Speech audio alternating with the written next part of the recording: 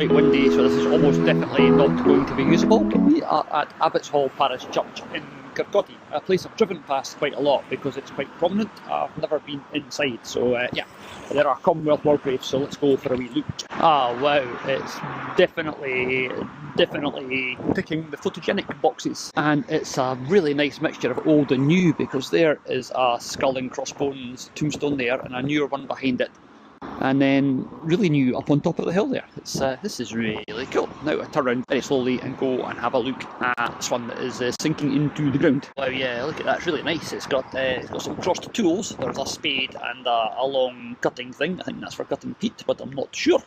Yeah, really nice. An hourglass on the top. And then behind it we're into the 1940s. It's eclectic, I think is the word. Isn't half. 2015, 2013, 1916, all intermingled. It's nice this. You don't usually get that to this extent. Let's go up the top and see who else is about. Okay, anybody that has watched any of our other channel and our Kirkcaldy and pottery will have heard the name David Methven. David Methven owned Methven Links Pottery and made lots and lots of pottery that I still collect. And you find lots of it on the beach as well. I'm guessing this is him. This is the Methven family. There's David Methven, son of David Methven. And over there's David George Methven, son of James Methven. I hope you're keeping up. A captain in the 2nd Battalion, Seaforth Highlanders, killed in action near, now here we go, Frelinghien, 20th October 1914. Wow, so that's the Methven family. I wonder if it's the same Methvens. Yeah, it must be. Sorry, that kind of ticked a box for me if that is the David Methven. I'll have to check the dates. What we've got over here. Oh wow, we've gone back to, that's a 20 at that end. Let's see if we can confirm. That looks like a 17. 17, and then it's, look at that. MR, a very shallow M, and then RW, but look at the wee heart. Oh, what nice. RWCH. I said that and then looked up. That definitely says 1737, and that says 1850. So yeah, right back into the 1700s. Excellent. This is unexpectedly amazing. I hope the audio is working on my Meta glasses. I'll keep going anyway, so if the audio is a bit poor, I do apologise. Hopefully it's not spoiling your enjoyment. That's simple but effective, isn't it? 545 must be the plot number. It's, what does that say? JI 1853 EF. Really nice, right? Anyway, let's go and see how much further back we can get. If that we've not already peaked with 1730. Oh, here's a shape that says quite old, but it's got it's number 465. But there's that's completely gone unless there's anything on the other side. I'm not expecting much. Maybe a wee picture, but oh yeah, the remains of a. Oh right, there's some text here as well, but it's. There we go. Sorry, I'm now dragging this out just for effect. 18 something 3. Don't know what the number is, but 18 something 3. William Stark, beloved husband of Elizabeth May, who died 1911. Yeah, so it's 1700s and 1800s and 1900s all. Yeah, as I keep saying, I'm repeating myself now. I'll have to think of some new words to use other than all mixed up. How about jumbled? Jumbly. It says, there's 2 down here. The first one was pretty obvious. It says, with the affectionate regard of the workers in Beneke Works in 1906. And the one of, now does that say, in affectionate remembrance of their esteemed master, whose loss they mourn and whose memory they will something. Well, there, yeah, it's it's the Beneke work. I like that. Their esteemed master. Yeah. Author, poet, and diarist Marjorie Fleming. So, right, got that. But author, poet, and diarist Pet Marjorie was buried here, 1811, aged 8 years and 11 months. 8 years and all of those things. I wonder if she was any good. Well, again, you've got people's houses, even in the afterlife, they wanted you to know you lived at Silverside. Boggily Road. Silverside sounds quite nice. Boggily Road, possibly not quite so. And I've just looked behind and look what's over there. Let's just, excuse me guys, as we sneak past. Go past, erected by James Wilson in memory of his father and mother, Colin and Agnes, and his children, who Jane, Agnes, Maggie and Mary, with dittos, because they were paying by the letter. 6, 3, 2 and 5. Not a great life expectancy. And next to that, we have got Private Wise of the Royal Scots. 9th of February 1918, aged 41. Wow, he was a private and he was quite old comparatively. And there's another war grave that's not a war grave because it's in memory of James Saunders, who died in 1947, yada yada yada. And James killed in action, 30th November 1916, aged 22. And David, who died November 18, and Thomas, who died June 1921, aged 28. So, wow, so he was killed in 1916, he died in 1918, and he died in 1921. There's three of their sons, or their three sons, one of the two. Anyway, yeah, you get the idea. Wonder what his story was. It's a graveyard with some really pretty views. Going to head down this way. It's it's good that it's eclectic, because I can't say I'm heading to the newer bit or I'm heading to the older bit. I'm just heading to a bit. I know you like a bit of unusualness. Well, there's the only cast iron gravestone I've seen in this cemetery. It's got nothing written on it, or it's all rusted off. But yeah, it's cast iron. That's pretty cool. Alright, I'm taking you down this way, but I've actually just seen something over here. I said about the cast iron gravestone. Can you see the obelisk? What do you think? I wanted it to be a surprising reveal, but no, that's definitely made out of stone. Boing! It has got writing on it, any sort of... See, they would have done this thinking that it was going to last forever, because metal is metal, and it's just rusted away. Or possibly they were tied to an ironworks or a shipbuilders or something like that, so they could get it made for themselves and save a wee bit of money on buying a stone one. No idea. That's a guess, obviously, but yeah, nice. And if you want sort of English iconography, because we mostly see this down in England, there is a fully draped urn, which I think that means it was somebody younger. And then there is the broken column, that means it's a life cut short. And over here there's a partially draped urn. I'm not quite sure, somebody told me it was the more, fully draped when the life was still young, a child, and undraped when it was an older person. But I don't know if that's true or not. But yeah, it never seems to actually tie in when you look at the actual tombstones. Oh, and behind that I've just noticed this, so as you know, we've got to go and say hello. Sorry if it's getting a bit boring, but I don't care. This is Driver J.N. Melville, Royal Army Service Corps from 1943, Second World War. He died at the City General Hospital in Carlisle, loved by all. I'm not going to go and look too closely into this hole in the ground, but there's been quite a bit of carnage caused by that tree falling over. There's sacred to the memory of William Barclay, who died in 1890, and Elizabeth Jacqueline, and number 39, whoever number 39 was. Yeah, it's caused quite a lot of carnage. I wonder if there's anything. Actually, I am going to have a look in these holes. I lied. I'm not expecting skulls, but there might be treasure. The wind is getting up and down this end. That explains why that tree is not in an upright position. Archibald Beveridge. I wonder if it's Beveridge Park. That's the park here where they do the park run. Possibly or possibly not. I thought that was a tree, but it's not. This is erected by David in memory of dear ones.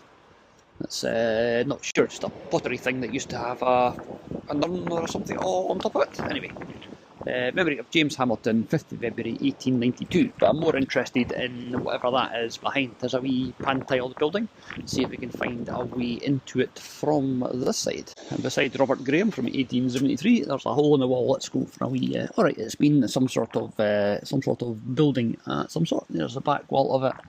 And there's lots of tiles and stuff on the floor. Oh, and there's a massive lump of lead. I bet that's worth a couple of quid at the scrappy.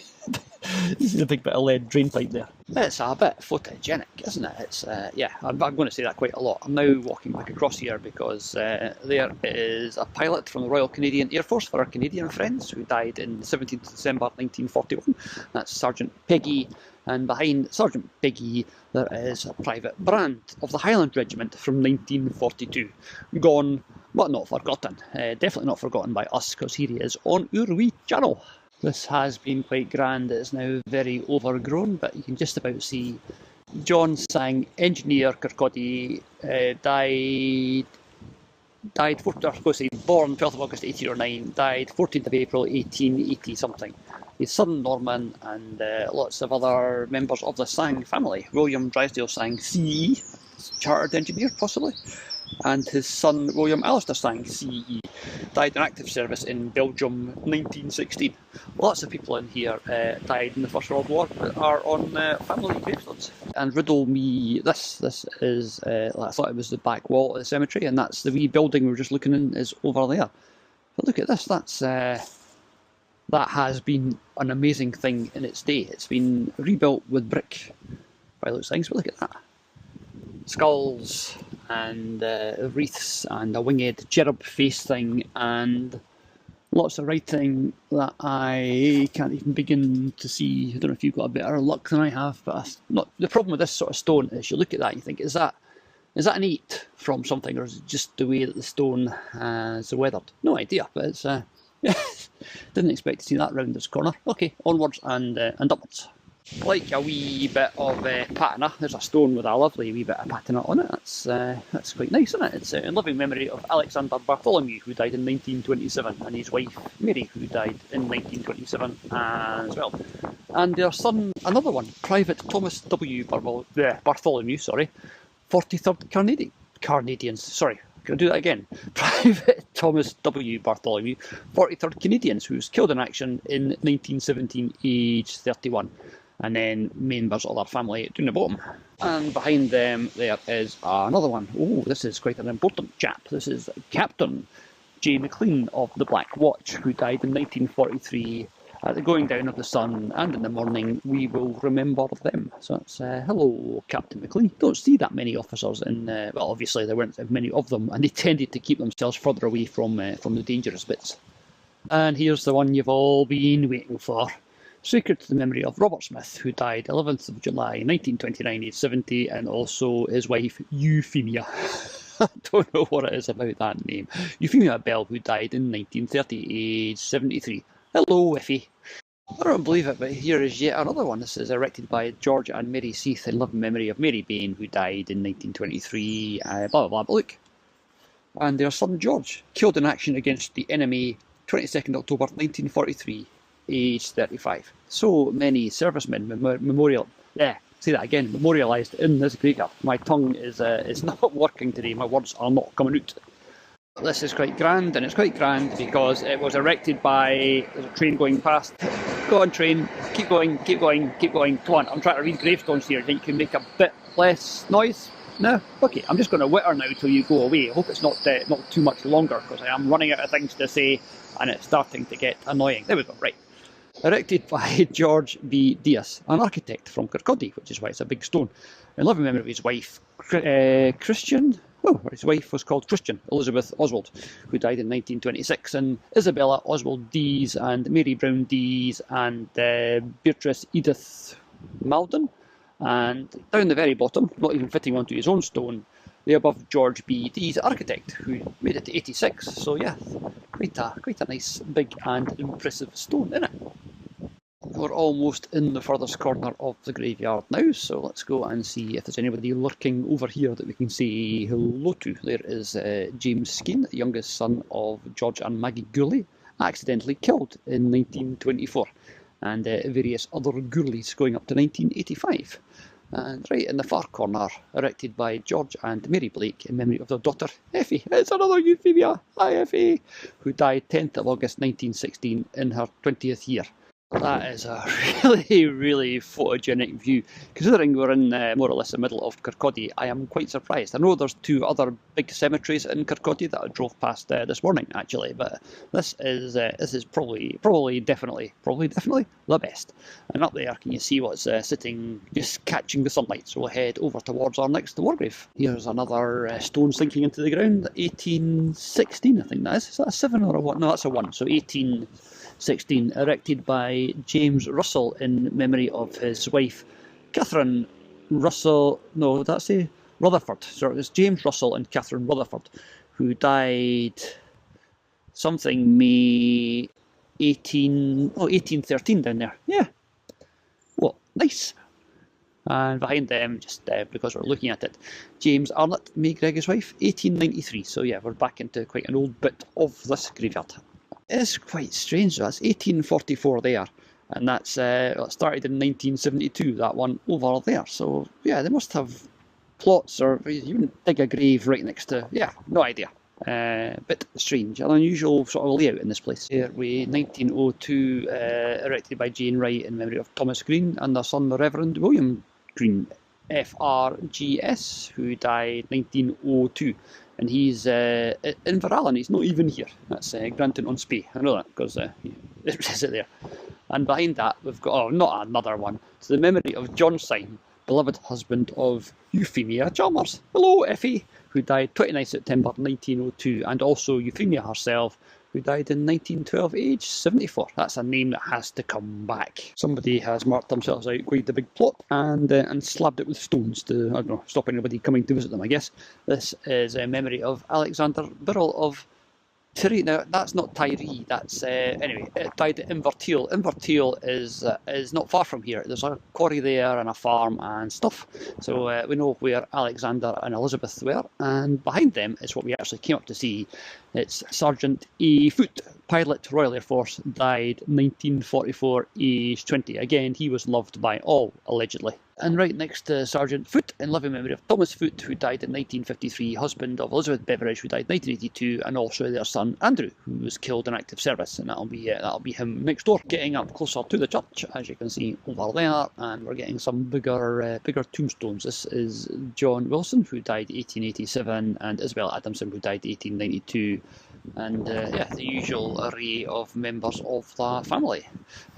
Spare a thought for poor old Thomas Blair Burt, husband of the above, accidentally drowned, but as opposed to deliberately drowned. Again, the layout is throwing a bit. This is erected by his daughters to David Kilgour, who died at Markinch, which is not far away, 1812. So there, but right next to that, literally, like, that's there, and here, 1794 for W.M. Hart IC. I like this little heart thing, not seen that very often anywhere else. And that one there is 1801, and this is AP and AP and AP from 1834. Quite a few stones here that have fallen over, or in the case of that one, it would appear have been made safe, sort of taken down before they could fall over. It's a shame. You always think they could put these back to how they were supposed to be, but then I suppose looking at them like that adds a bit of ambience. One day I'm going to decorate the garden of my wee house in the hills with bits that I find in graveyards.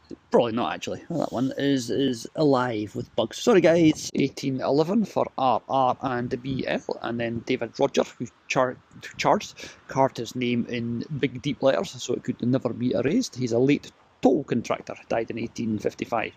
And then to the memory of James Aitken, Temery.